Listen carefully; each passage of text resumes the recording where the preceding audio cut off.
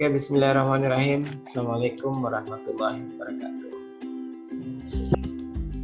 Sembari kita menunggu teman-teman kalian bergabung di kuliah kita untuk kesempatan kali ini yang merupakan kuliah yang kelima. Ada beberapa materi yang telah kita pelajari, mulai dari pengertian statistik, ilmu pengetahuan, sampai pada penggolongan statistik, sampai pada perhitungan, sudah ya, perhitungan dengan menggunakan MS Excel. Sudah, Pak. Ya. Oke, baik. Saya hanya mereview sedikit materi melalui YouTube bahwa statistik pada dasarnya hanya dua golongan. Ada yang seperti yang disaksikan melalui YouTube. Ada yang dimaksud dengan statistik deskriptif, statistik dasar. Statistik dasar yang akan mengolah data tanpa membutuhkan sebuah kesimpulan, hanya menggambarkan dengan menggunakan beberapa penyajian data. Yang pertama tabel, kemudian yang kedua grafik, kemudian yang ketiga tekstual. Kemudian penggolongan kedua yang biasa kita kenal statistik inferensial, di mana statistik ini merupakan statistik lanjutan yang akan menganalisis data, yang akan menguji hipotesis, yang akan mengkaji dan mencari kesimpulan. Karena itu, statistik inferensial ini dibagi dua bentuk uji hipotesis. Yang pertama adalah uji hipotesis parametrik. Kemudian yang kedua, uji hipotesis non parametrik.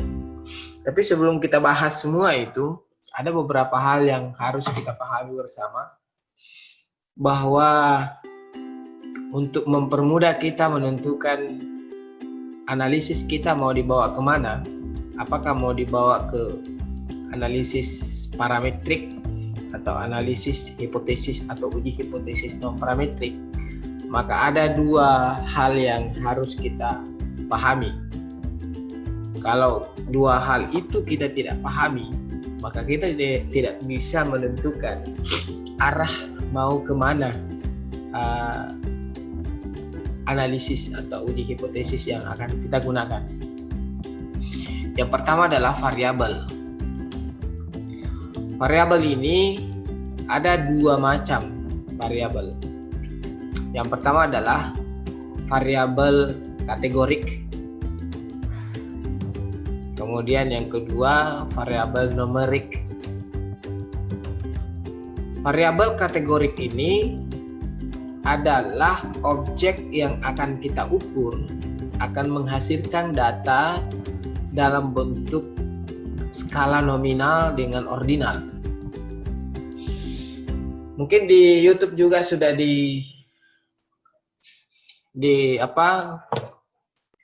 sudah disimak baik-baik videonya, bahwa di dalam statistik kita kenal 4 skala.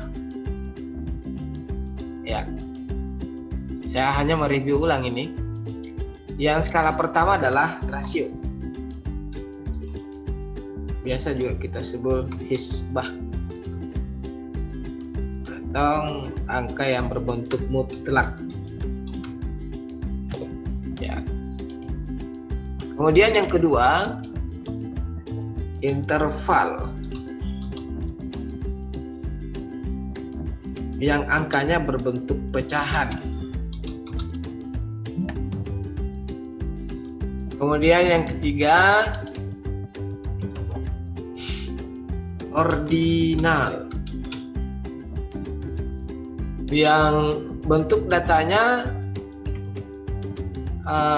bertingkat. Ini sudah ya, di YouTube juga sudah jelaskan. Kemudian yang keempat adalah nominal atau kelompok berkelompok. Nah, seperti yang saya sampaikan tadi bahwa variabel kategorik itu adalah variabel yang akan menghasilkan data yang berbentuk kelompok yang berkategori. Misalnya variabel apa?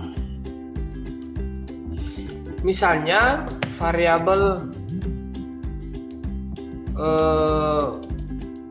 tingkat stres. Ya. Jadi ini variabel kategorik. Jadi yang kedua, apalagi kedua skala ini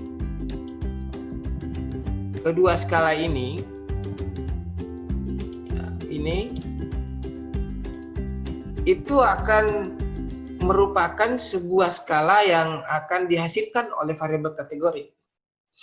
Contoh-contoh variabel kategorik itu misalnya tingkat stres, ya. Apalagi kira-kira? Tingkat nyeri, kalau di dalam dunia kesehatan ya.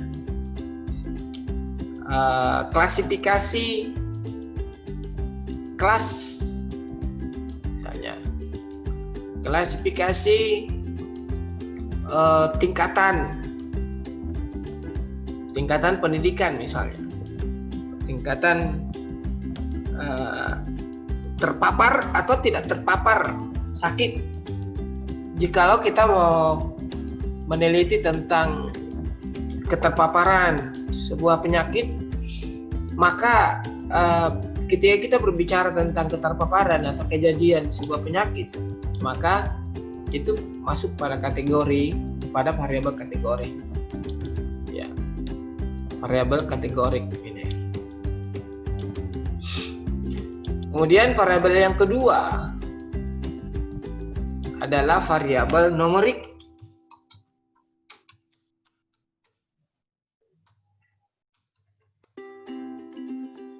Variabel numerik ini adalah sebuah variabel yang akan menghasilkan skala atau bentuk data isbah, angka mutlak. Ya. Kemudian variabel numerik ini akan melahirkan interval. Ya.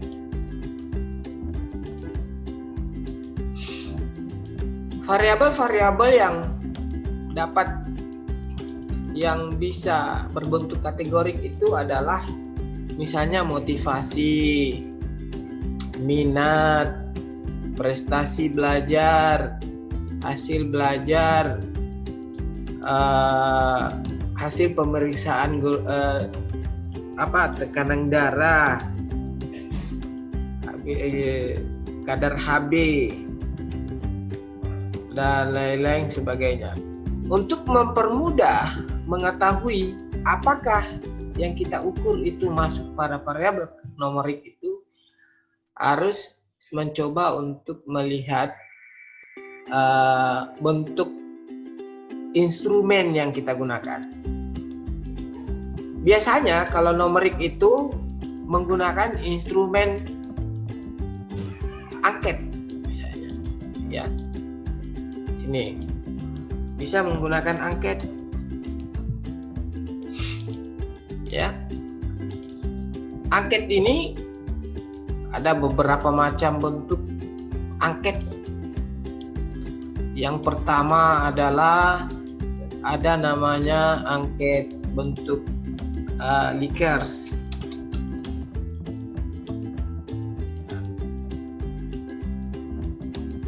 ada namanya bentuk angka Goodman.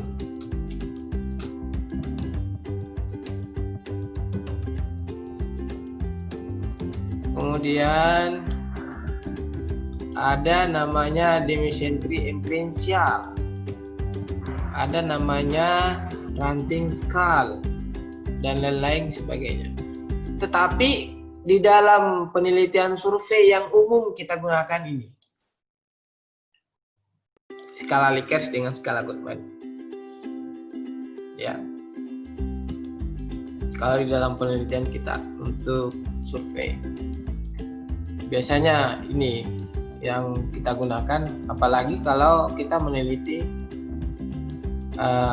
untuk kebutuhan skripsi misalnya, maka ini yang biasa, yang dua kita gunakan. Tetapi kalau untuk skala atau angket itu banyak, Likert, Goodman, ranting skal, dimensionary inferential, Transtone, dan lain sebagainya. Banyak angkatnya. Tapi untuk penelitian skripsi cukup menggunakan yang ini saja. Kalau kita menggunakan numerik, ya. Kemudian variabel yang dominan, variabel kategorik dominan menggunakan instrumen observasi. Ya, tapi bukan berarti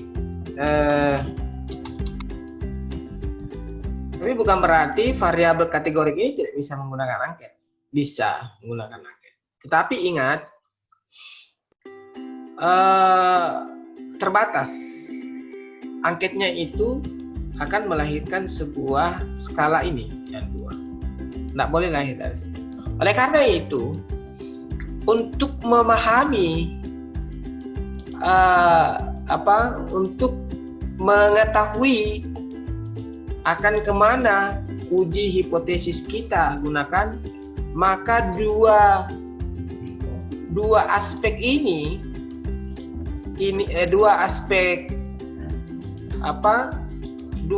ini dengan yang ini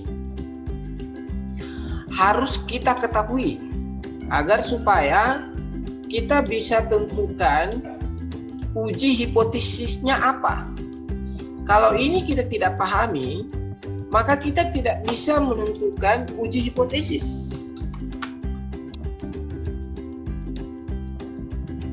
Susah kita akan menentukan uji hipotesis manakala dua aspek ini kita tidak paham. Kita tidak bisa tentukan apakah penelitian kita itu bervariabel numerik ataukah bervariabel kategorik. Apakah kalau numerik itu melahirkan atau menghasilkan skala rasio dan skala interval. Kemudian variabel kategorik itu akan menghasilkan skala ordinal dengan skala nominal. Dan untuk lebih mudahnya untuk mengetahui apakah variabel itu adalah skala, variabel itu adalah merupakan variabel numerik atau variabel kategorik, maka dua aspek yang harus kita pahami. Yang pertama adalah angketnya, instrumennya maksudnya. Apakah instrumen yang digunakan? Kalau observasi berarti berkelompok, terpapar tidak terpapar, maksudnya begitu kan. Tingkat stresnya seperti apa. Tapi ingat, tingkat stres itu bisa melahirkan rasio, bisa melahirkan ordinal. Kalau tingkat stres, tingkat nyeri pun juga seperti itu. Karena skala yang kita gunakan untuk mengukur kedua variabel itu ada dua di situ. Ada tingkatan, ada numerik, ada rasionya. Jadi ada dua. Nah, berbeda kalau misalnya kita ingin meneliti tentang ilmu pengetahuan atau tingkat pengetahuan atau hasil belajar, maka maka instrumen yang kita gunakan itu adalah tes.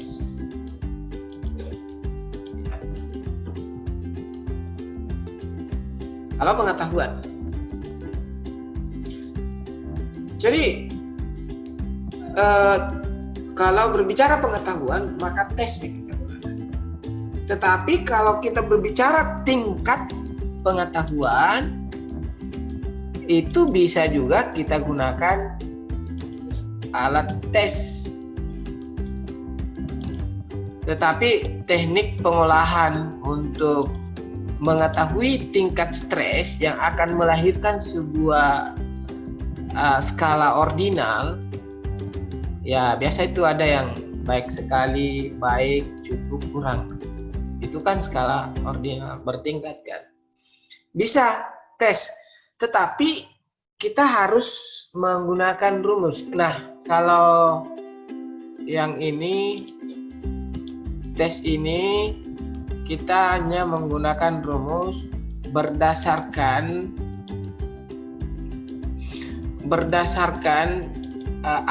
alat tes atau bentuk instrumen apa yang kita gunakan, ya, bentuk tes apa yang kita gunakan. Ini jadi tes ini kita pakai rumus tergantung bentuk tesnya karena berbeda-beda. Pilihan ganda berbeda juga rumusnya. Kalau pilihan ganda tanpa dengan denda, yaitu hasil atau S sama dengan JB kurang, ya. Mending saya harus tulis sini ya supaya bisa. Jadi skor sama dengan jawaban benar kurang, ya, kurang jawaban salah bagi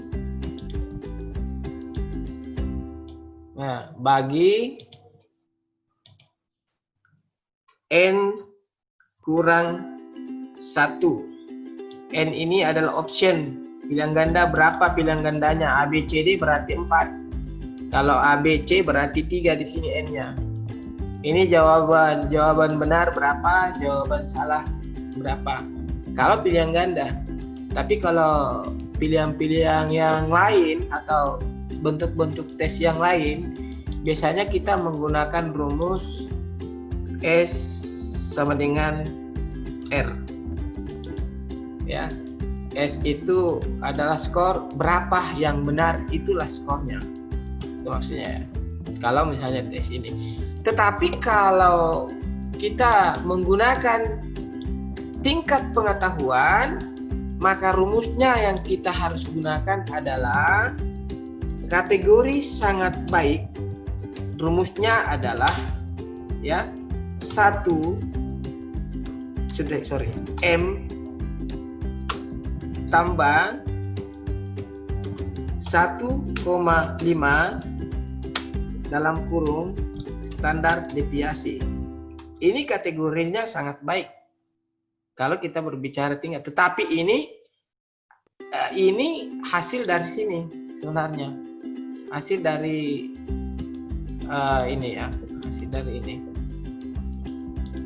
hasil dari rumus ini, ya, sini. Jadi kita hasilnya di sini dilanjutkan untuk mencari tingkat pengetahuan. Kemudian yang kedua, untuk kategori baik kita berikan simbol B sama dengan M plus tambah 0,5 kali standar deviasi. Kemudian kategori cukup kita berikan simbol C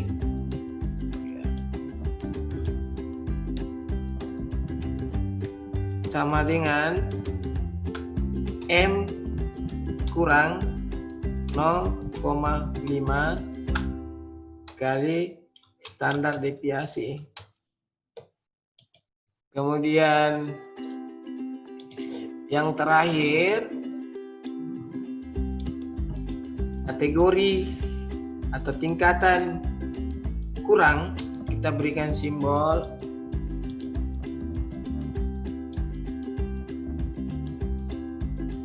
sama dengan M kurang 1,5 kali standar deviasi.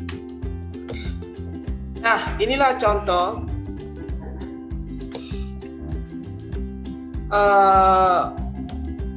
untuk mengetahui apakah variabel yang kita ukur itu masuk pada kategori atau masuk pada variabel numerik atau variabel kategorik. Yang banyak, kenapa saya jelaskan untuk mengetahui menentukan tes apalagi namanya tingkat berbicara tentang pengetahuan, karena kadang biasa banyak terkecoh di sini. Dia menyamakan antara pengetahuan dengan tingkat pengetahuan. Padahal pengetahuan dengan tingkat pengetahuan itu berbeda. Kalau pengetahuan berarti dia berada pada variabel numerik. Kalau tingkat pengetahuan dia berarti berada pada variabel kategori. Itu yang perlu dipahami ya. Nah, kalau untuk mengetahui variabelnya dia berada pada untuk mengetahui pengetahuan saja hasilnya, maka dia ada di sini, sampai di sini stop skornya. Tetapi kalau kita ingin mengetahui tingkat pengetahuan, maka hasil dari skor ini diolah lagi dengan menggunakan rumus ini. Nah, kenapa saya jelaskan ini? Karena biasa kadang kita tidak terkecoh di dalam persoalan yang seperti itu ya. Oke, baik. Sebelum kita lanjut, ada pertanyaan sini? Tidak ada, Pak. Ada yang lain? Jadi kalau Tidak ada, Pak. oh ya, oke. Jadi saya ulangi lagi. Untuk menentukan di uji hipotesis mana kita berada, maka kita harus menentukan dua variabel ini. Kalau kedua ini tidak kita pahami, maka kita tidak akan mampu untuk menentukan secara pasti arahnya kemana. Kita memahami, kita menggunakan uji hipotesis itu. Nah, selanjutnya, kalau setelah kita mengetahui kita berada di parametrik atau non parametrik,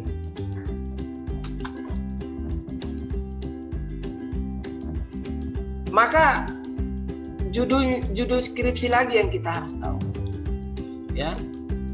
Ini tadi sudah sangat jelas bahwa parametrik itu ada di skala rasio dengan skala interval yang secara pasti dia variabel numerik. Nah, kalau di parametrik ya toh. Jadi kalau dia di ini berarti dia berada pada uji hipotesis parametrik. Tetapi kalau penelitian itu skala nominal atau ordinal, itu berarti merupakan hasil dari variabel kategorik. Berarti skala ini numerik atau skala ini berarti dia berada pada ini non parametrik ya. Nah, untuk mencari rumusnya kemana, maka kita harus tahu judul. Mau mencari atau menguji hipotesis apa. Ini hanya garis besar saja, belum kita masuk teknik untuk mencari rumus yang menggunakan rumus. Kalau misalnya mencari apalagi namanya hubungan, maka rumus yang digunakan adalah korelasi. Kalau misalnya mencari pengaruh, kalau judulnya ya, nanti untuk lebih jelasnya nanti di metodologi penelitian. Kalau pengaruh, efektivitas,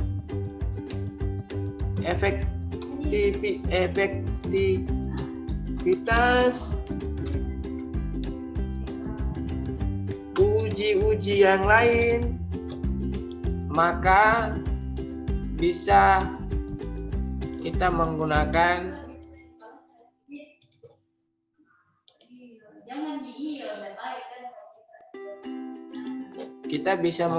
di sini regresika atau uji T atau ANOVA dan lain sebagainya.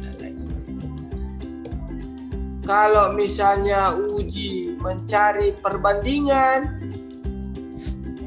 ya,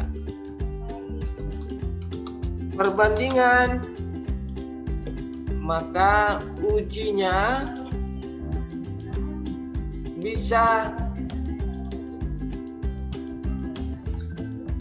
uji T, perbedaan, atau uji apalagi namanya, ada lagi uji yang lain ya. Kalau perbandingan uji T atau chi-square bisa.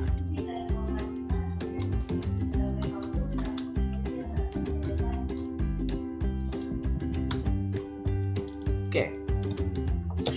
Nah, ketika kita berada di parametrik, non parametrik, maka uji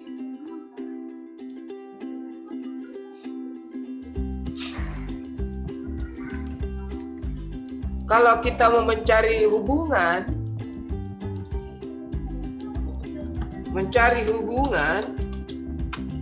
maka bisa kita menggunakan rumus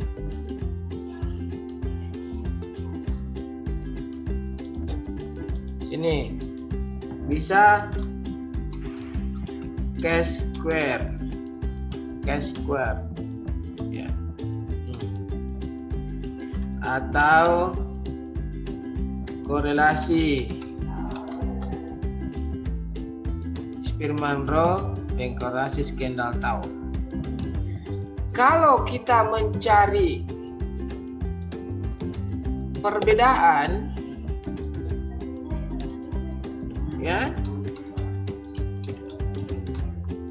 maka uji yang tepat kita gunakan adalah banyak di sini perbedaan. Yang pertama, boleh kita menggunakan McNemar, boleh kita uji U, boleh kita menggunakan uji tanda, tes atau tanda. Ya. Kalau berbicara tentang pengaruh, ya, pengaruh, efektivitas, uji-uji yang lain, maka bisa menggunakan uji tanda. Uji U bisa kita menggunakan uji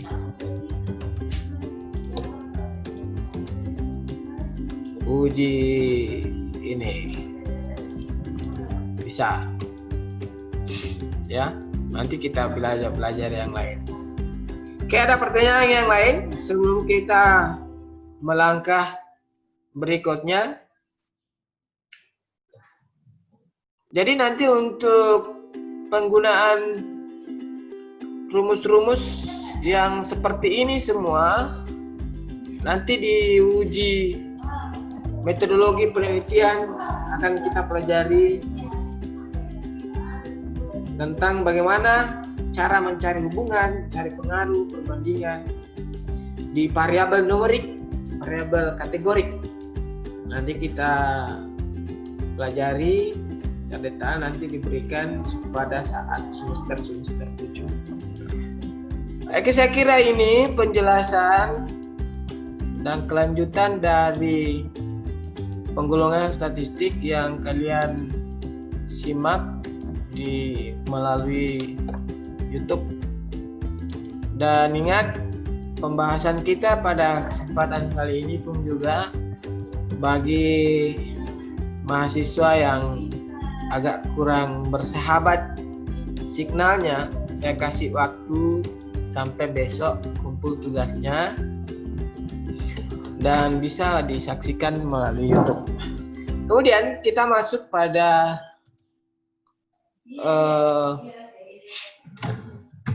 teknik pembuatan data kelompok.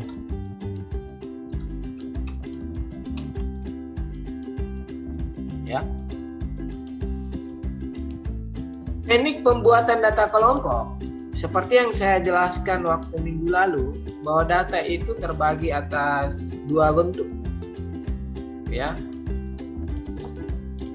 Data itu terbagi atas dua bentuk.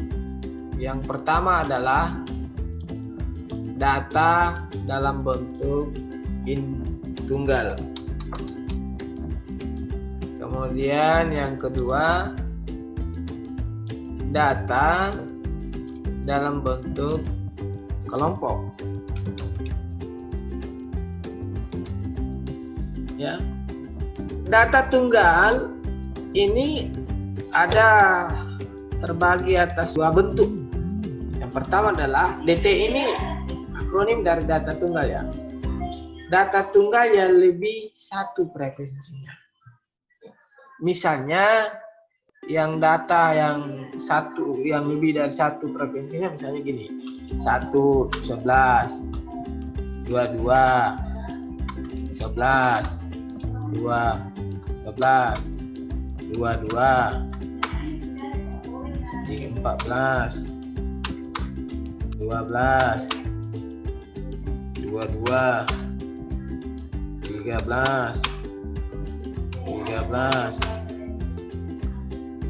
34, 30, 22, 21, 22, 12, 13. Nah, ini lebih dari satu frekuensinya.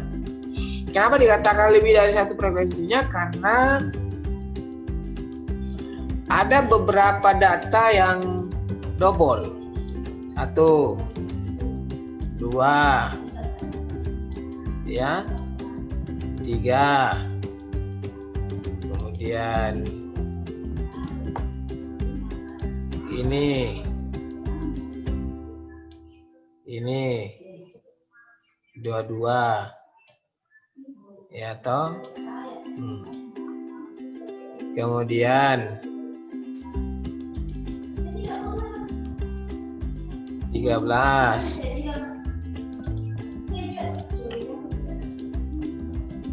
nah, inilah yang dikatakan lebih dari satu frekuensinya, karena ada beberapa data yang lebih dari satu jumlahnya yang sama. Ini 11, 3, 22, 4, 13, 3. Itulah yang dimaksud dengan data tunggal yang lebih dari satu frekuensinya. Data tunggal itu adalah data yang masih acak, yang belum diolah menjadi data tunggal. Itu dimaksud dengan data tunggal. Kemudian Kemudian yang kedua, data tunggal yang tidak lebih dari satu provinsi. Misalnya 24, 34, 44, 12, 10, 11, 33, 30, 25, 26, 14, 15, 2, 1, 9, 7, 3, 2, 9. Nah, data tunggal yang tidak lebih dari satu provinsinya karena di dalam data kita ini tidak ada yang double datanya. Sehingga dikatakan data ini adalah data tunggal. 24 juga tidak ada temannya, 34 juga tidak ada temannya, 44 juga, 12, 10, 11, 33, 30, 25, 26, dan seterusnya. Ini semua tidak memiliki frekuensi yang sama. Ini. Sehingga dikatakan data tunggal yang tidak lebih dari satu frekuensinya. Cara pembuatan tabel ya. Untuk data tunggal, coba mari kita lihat. Kita membuat tabel dulu.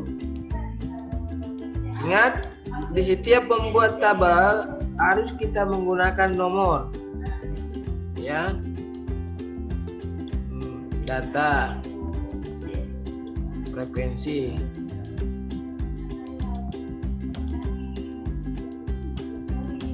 Nomor.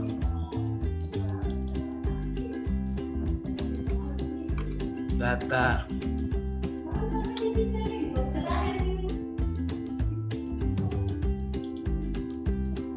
Frekuensi. Nah, jadi kalau misalnya data tunggal yang lebih dari satu frekuensinya, maka kita susun dari yang terkecil sampai yang terbesar, atau dari yang terbesar sampai yang terkecil. Ya.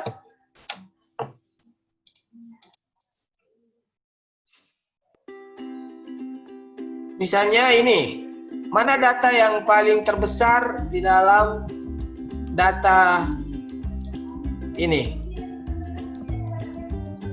Data apa yang paling terbesar di data ini? Berapa? 30. Oke. 34, Pak. 34 ya? 34? Iya, Pak. 34. Iya, Pak. 34. 34, Pak. Iya, Pak. Kemudian 30. di bawahnya 30, 30. di bawahnya 34, 33. 30. Kemudian di bawahnya 30, 22, Pak. 22. Kemudian 21. 21. 21, Pak. tuh, kemudian 13. 13. 14, Pak. 14. Oke. Kemudian 13. 13. 3, 13. 11 dan seterusnya ya. Karena tidak Iya, Pak. bisa muat di sini dan seterusnya. Kita susun dari yang boleh yang dari yang terbesar ke yang terkecil, boleh juga dari yang terkecil ke yang terbesar, boleh. Nah, yang mana kan dimaksud dengan lebih dari satu provinsinya? Itu tadi. Data 34 berapa kali muncul? Berapa kali double? 34 1 ya. 1. Nah, 1. Kemudian 30 1. 1. Kemudian 22. 4. 4. 5, 5. Pak. Oh 5 ya, biar. 21 berapa? 1 ya. 1. 1 ya. Iya, Pak. 14 Iya. berapa? 1. 1. Kemudian 13. 13. 3. 3. 3. Dan seterusnya ya. Nah, Iya, inilah Pak. yang dimaksud dengan data tunggal yang lebih dari satu frekuensinya. Ya. Teknik pembuatan data tunggal yang lebih dari satu frekuensi. Kemudian, teknik data tunggal yang tidak lebih dari satu frekuensinya. Kita susun juga sedemikian rupa. Saya dari yang terkecil sampai yang terbesar atau yang terbesar sampai yang terkecil. Gitu ya. Misalnya kita buat tabel ini.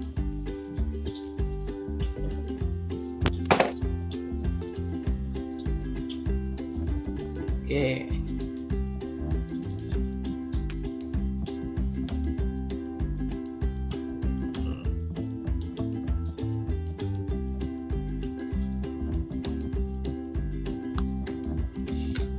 Oke, kemudian jadi kalau membuat tabel, setiap kita membuat tabel harus ada pakai nomor ya, boleh tidak? Kemudian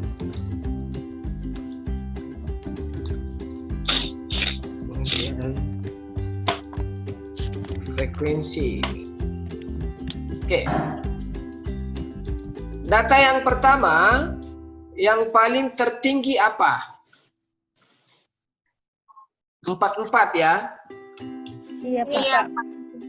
4. Kemudian 34. 34.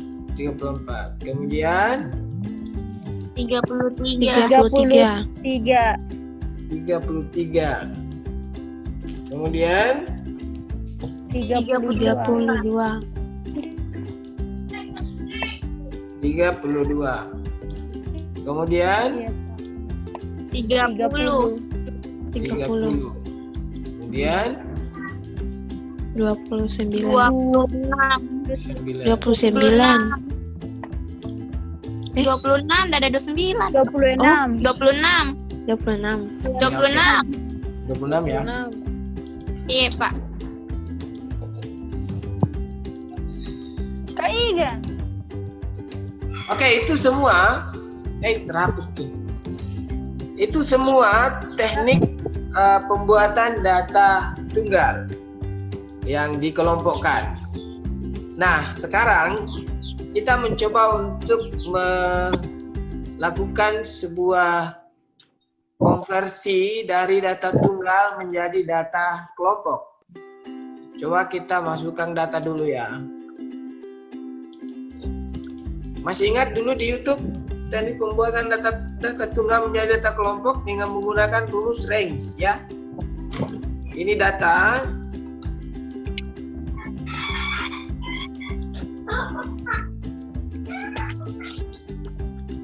Data ini misalnya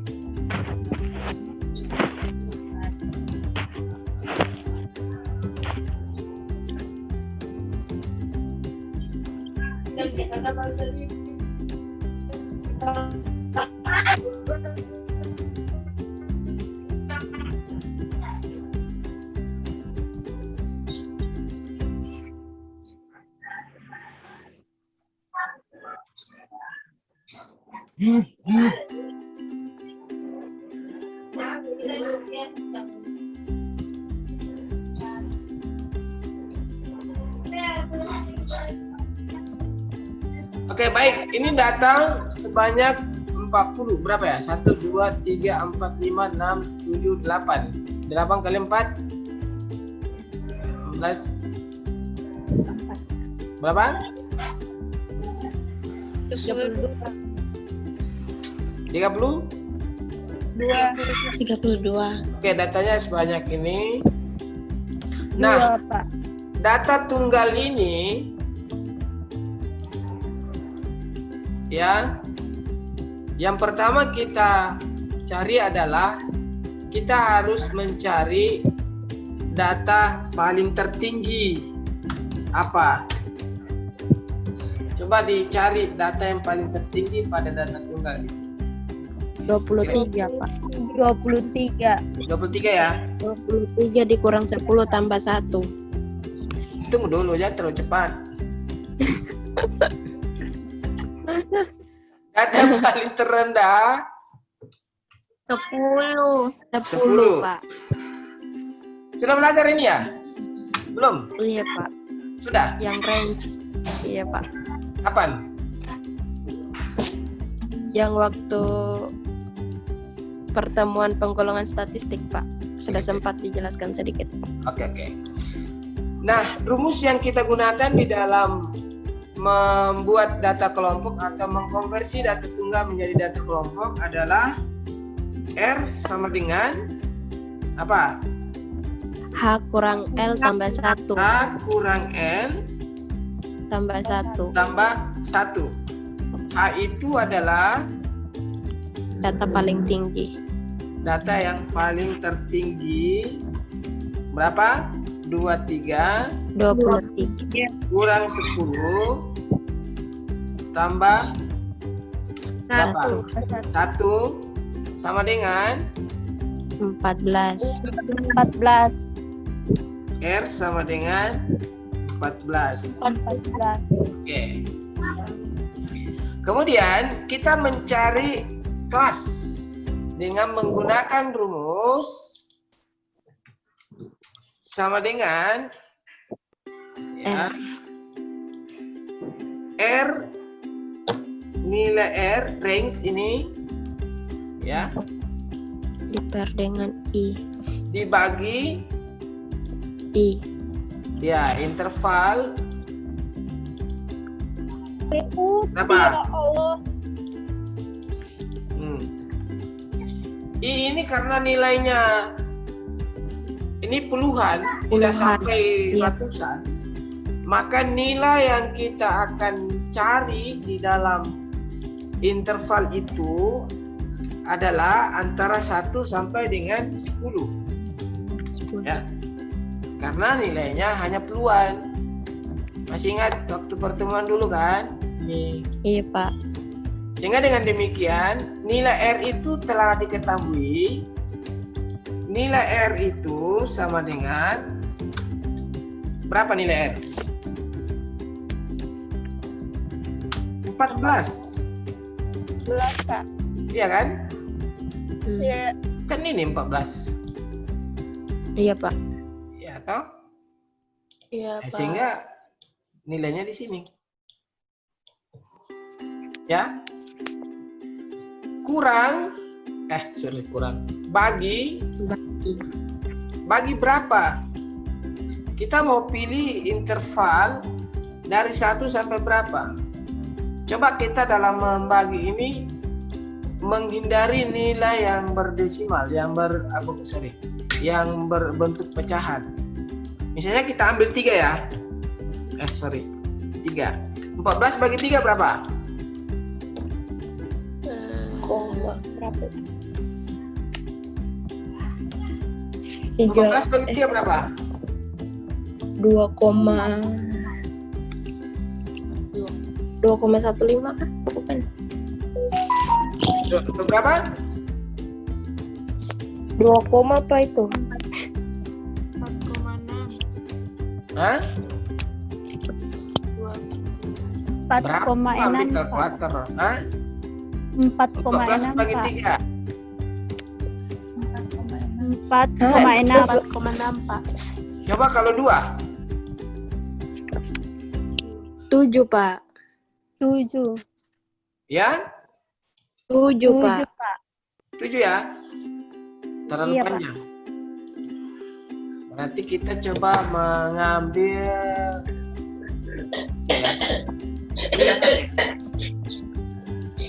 Kita ambil 3 saja, Dik. Membagi 3. Kalau 4 berapa? 14 bagi 4. 14. 3,5, Pak. 3,5 Pak. 3,5. Kalau 14 bagi 3 berapa? 4,6. 4,6. 4,6 ya. Iya, Pak. 4,6. Ya ini aja. Berarti berarti bisa 4 di sini. Kalau 4 berapa? 3,5 Pak. 3,5. 4. Coba kita mengambil 4 di sini. 14 bagi 7, Pak. 14 bagi 4 berapa? 14 bagi 4 itu 3,5 Pak. 3,5. 3,5. 3,5. Iya, Pak. Bulatkan menjadi bisa dibulatkan menjadi 4 kelas. 4. Boleh 4, boleh 3. Oke? Coba dicatat ini sebelum saya hapus supaya kita membuat kelompok. Oke, ini sudah ya. Sudah ini.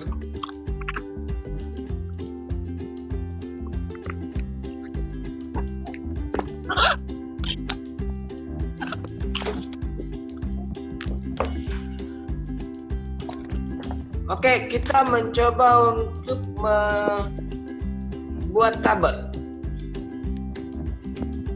Tadi berapa kelas? 4 kelas ya? Iya, Pak. Oke.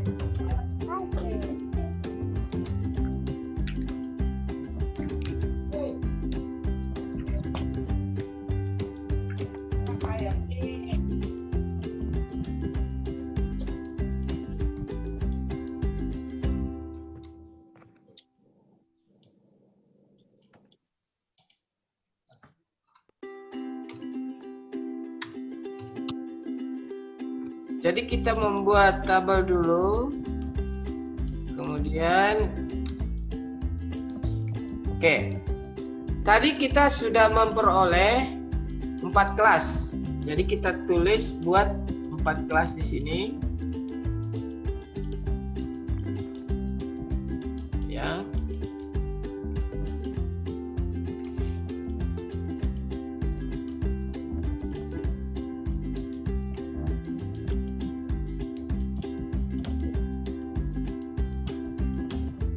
Nah, ini sudah ada 4 kelas. Masih ingat berapa interval yang kita gunakan? Interval kita gunakan berapa? 4 ya? Oke, kita mulai dari nilai yang paling teratas berapa? 10. 10. 10. Iya, Pak. Oke, jadi 4 tadi. Intervalnya berapa? 4 ya? 4, Pak. Ya, jadi kita menghitung mulai 10. 10, 11, 12, 13. Jadi sini 13. Kelas 4. Kemudian kelas 3 kita mulai 14 sampai dengan 14, 15, 16, 17. Oke. Halo? Iya, tunggu. Saya mengajar dulu sebentar sekali. Iya. Nah, sebentar sekali. Iya. Mami terakhir. Iya.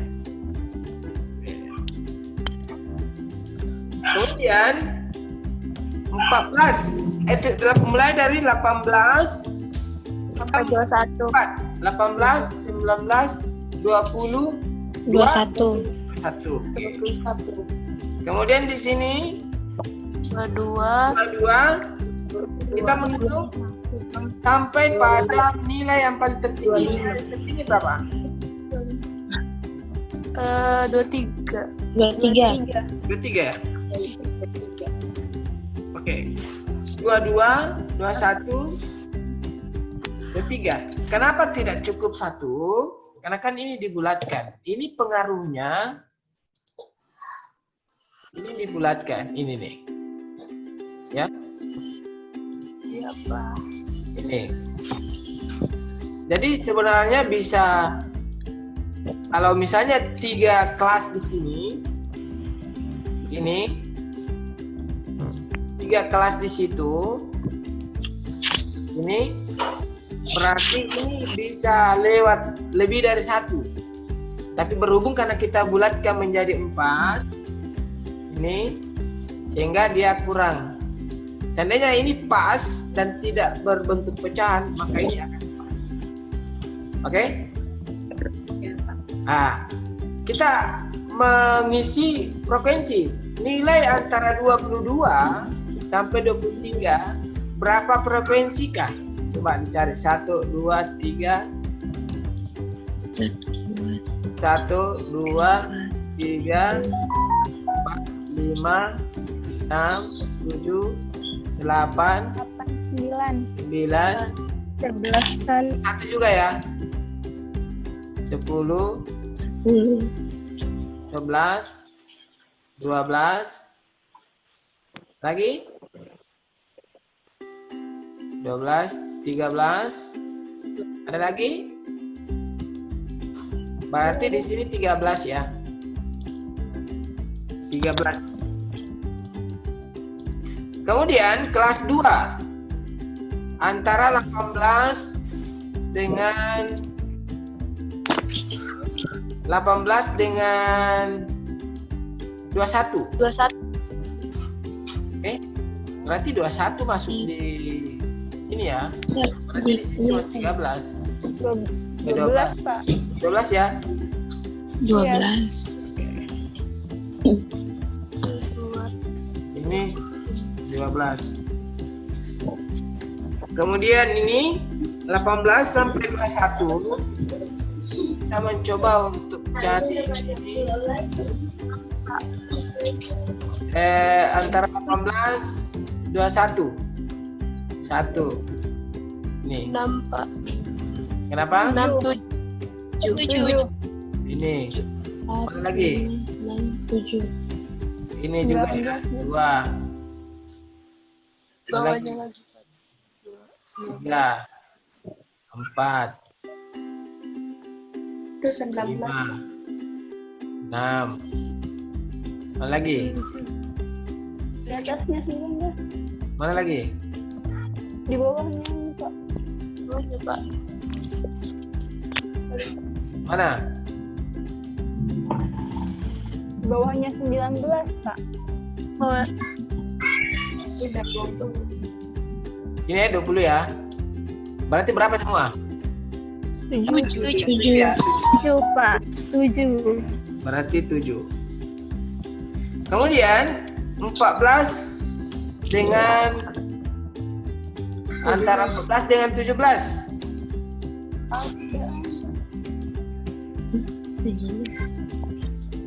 14 dengan 17. Tidak ada ya? Nggak ada, Pak. Tidak ada, Pak. Oke. Ya, kalau tidak ada ini. Kemudian 10 dengan 13 berapa? 1, 2, 3, 4, 5, 6, 7, 13, Pak. 8, 9, 10, 11, 12, 13. 13, Pak. 13, Pak. 13 ya. Iya, Pak. Nah, ini jumlahnya secara keseluruhan berapa? 32. Apakah sudah cocok dengan jumlahnya yang di sini? Pas, Cocok, Pak. Pas ya? Pas. Ini ya cocok ya? Oke, saya kira itu pertemuan kita pada kesempatan kali ini. Karena saya lagi dipanggil rapat. Siap-siap, saya screenshot semua sebagai absen. kita untuk kesempatan kali ini. Ya. Siap-siap. Pasang.